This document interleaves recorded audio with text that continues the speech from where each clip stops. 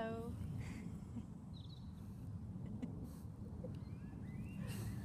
So I am here in Delgany Woods and it's late. It's a late evening and I'm just admiring this gorgeous view here. And this is Wicklow, County Wicklow in Ireland. What do I want to talk about today? Well, what I'm currently thinking about is being a high sensitive and the highs and lows of that. So part of being a super sensitive is that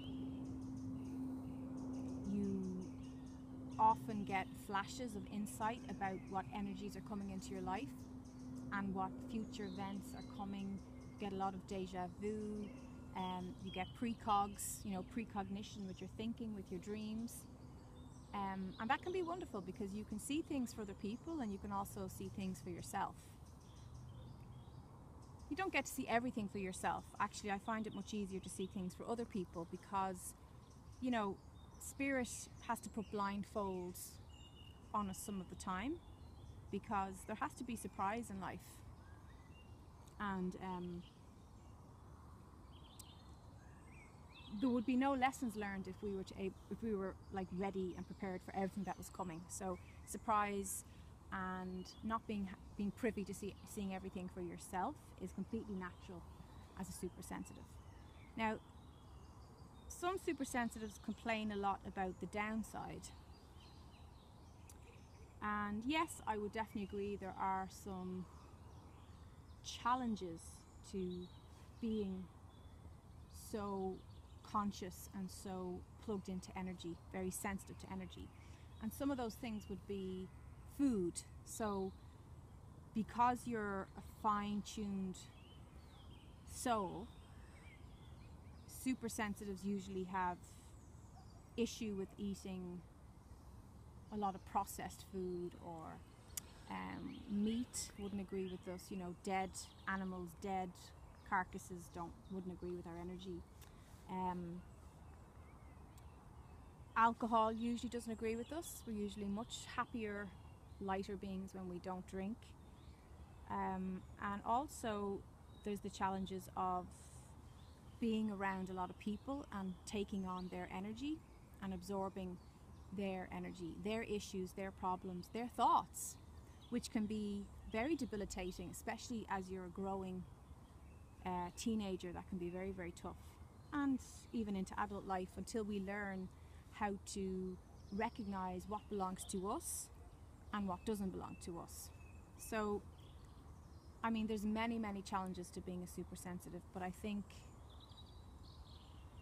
for me it's not getting drained by interacting with other people and not constantly downloading information for them, because that was an issue for me in the past. I just had no filter on the downloading. So if I went to a concert or a gig or a big party where there's lots of different people, immediately I would start downloading, start receiving information from spirit, from their soul about what's going on with them, and I would find that it can be very confusing and very tiring if you just want to have a bit of fun on a night out and focus on yourself and your friends, yet you're picking up all this information about other people.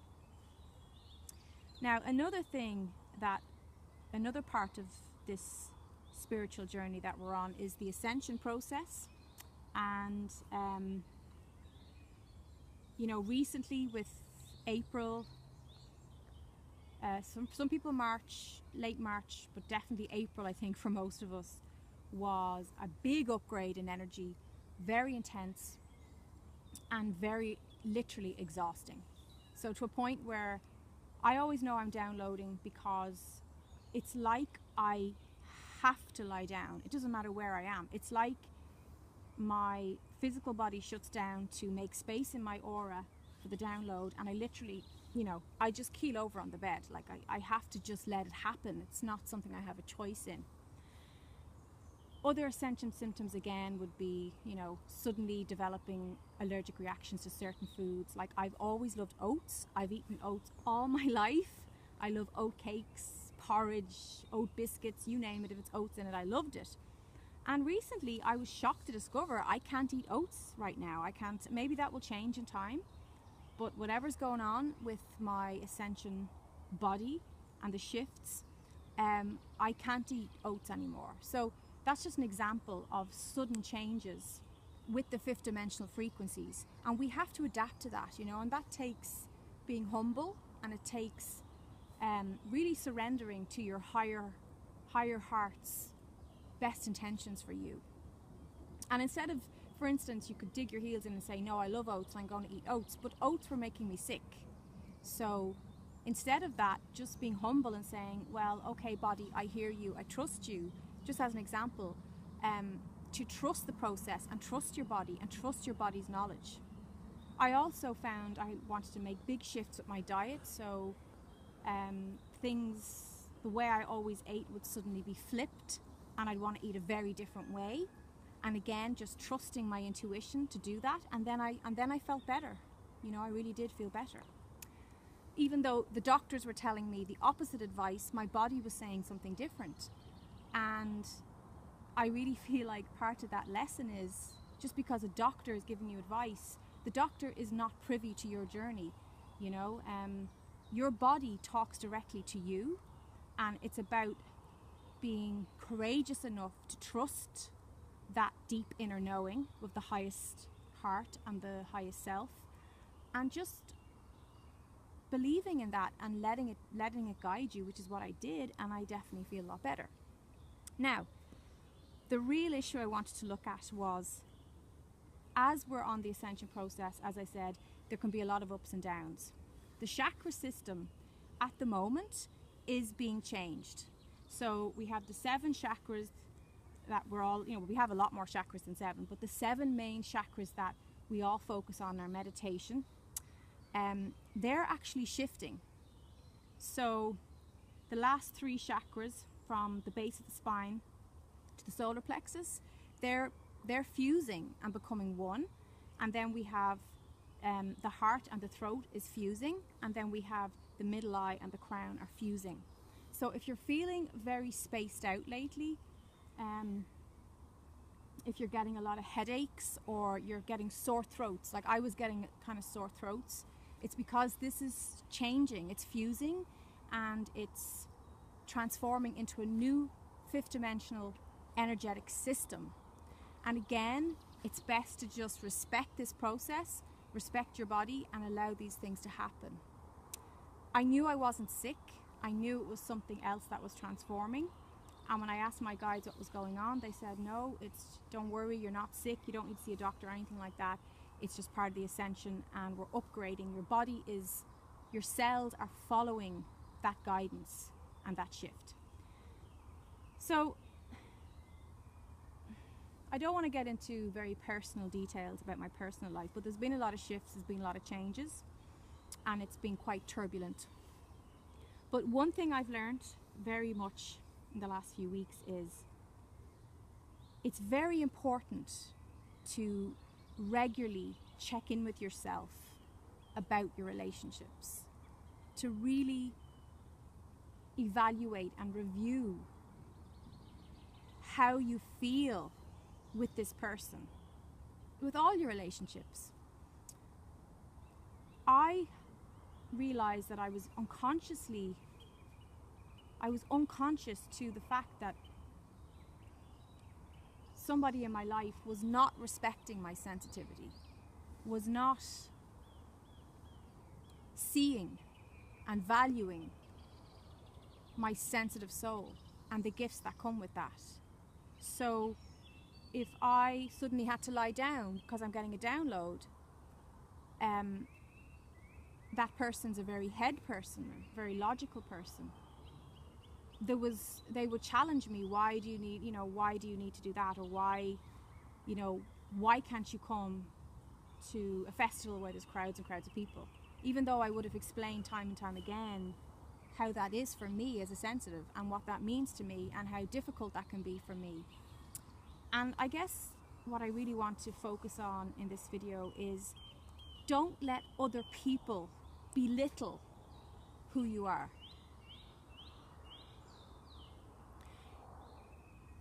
I let that go on for too long, and it definitely eroded my confidence. I didn't realize the damage that was being done until too late in some ways. And not too late, I mean, I'm definitely healing that now. But it's very easy when we're in a loving relationship to fall asleep to the little ways that somebody is eroding or disrespecting the core of who we are. That's very dangerous, and it's incredibly damaging. And it's my wish for you that you will love and honor yourself enough that if you're with somebody right now and they are not honoring every part of you, if they're not seeing the whole picture, the whole soul perspective, if they're not seeing beyond this, you know, if they're not able to value and treasure your deepest heart and all your values that are in that heart and all your desires and dreams, I urge you to leave. Walk away. You don't need to stay with somebody who doesn't encourage you to follow the right path for you. And my work as a healer, as a shaman, is my path. And I've been living, breathing, walking, talking this path all my life, from the time I was born. It's who I am, it's what I know, it's authentic, it's true. And it's very painful to be loving another who does not see that, does not honor who you are, and dismisses the most valuable part of what you have to give the world. So we have to take responsibility for the part we play in that. We need to say, well, if I stick in this and I stay around with this person, then I'm agreeing with them. And I realize I don't agree that this is not valuable, and I don't agree that this is something that needs to be fixed. Because really, this person would say, you know, would approach me as though this is something that needed to be bammed over or fixed. There's nothing wrong with being a super sensitive. You are not broken. You do not need to be fixed. You just see the world from a very soulful, energetic space, and there's nothing wrong with that. This world needs us sensitives here to keep a balance, just like everybody is needed. We're all here to keep a balance going, and everybody plays their part, and every part should be respected and honored. And that's the message I want to share today. If you are getting this message and you feel you're with someone, you're in a situation, maybe it's a job, maybe it's family, maybe it's romantic, you don't feel you're being honored, I'm really, you know, I feel that you need to really listen to your heart, and it's time. When it's time to leave, you'll know, you'll feel it, you'll get this surge of energy, and you'll know it's time to move forward without that person, so that you can be with people who honor and treasure the whole you. So I hope that helps in some way. Please give this video a thumbs up, and happy evening.